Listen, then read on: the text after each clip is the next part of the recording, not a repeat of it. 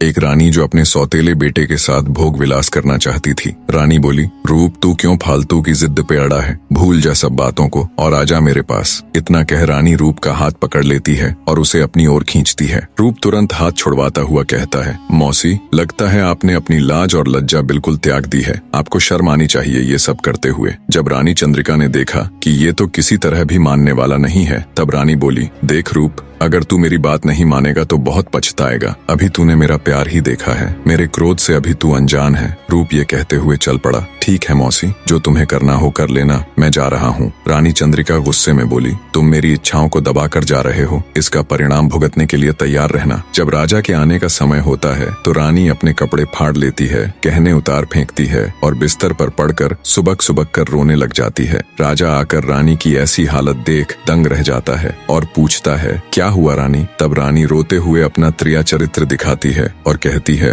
क्या बताऊं महाराज, मुझे तो कहने में भी शर्म आ रही है। राजा बोला, रानी जो भी बात है वो मुझे बताओ। तब रानी चंद्रिका कहती है, महाराज, आपका बड़ा बेटा रूप मेरे महल में घुस गया और मेरे साथ जबरदस्ती करने की कोशिश की। मैं बहुत रोई गिड़गिड़ाई पर उसके ऊपर तो जैसे जवानी का भूत सवार था। ये सुनते ही राजा के पैरों नीचे से जमीन निकल गई। उसे बिल्कुल यकीन नहीं हुआ कि उसका बेटा रूप ऐसा कर सकता है, पर रानी अपना त्रिया चरित्र दिखा राजा को यकीन दिलाने में कामयाब हो जाती है। गुस्से से लाल पीला राजा सोचता है, ऐसे पुत्र से अच्छा तो मेरा कोई पुत्र ही ना होता। मैं शक्ल भी नहीं देखना चाहता उस पापी की। इसी सोच के साथ राजा खड्ग सिंह तुरंत अपने सिपाहियों से कह महल के मुख्य द्वार पर अपने बेटे रूप के लिए देश निकाला लिखकर टंगवा देता है। शाम को जब रूप और बसंत दोनों भाई खेल कर आते हैं, तब रूप की निगाह उस शाही फरमान पर जाती है। उसे देखते ही वो तुरंत वापस मुड़ जाता है और चल पड़ता है। तब बसंत कहता है, क्या हुआ भैया, आप कहाँ चल पड़े? तब रूप अपने भाई बसंत को शाही फरमान दिखाते हुए कहता है, बसंत, पिताजी ने मुझे देश निकाला दे दिया, उनकी आज्ञा सिर माथे पर, अब मेरा यहाँ कोई काम नहीं।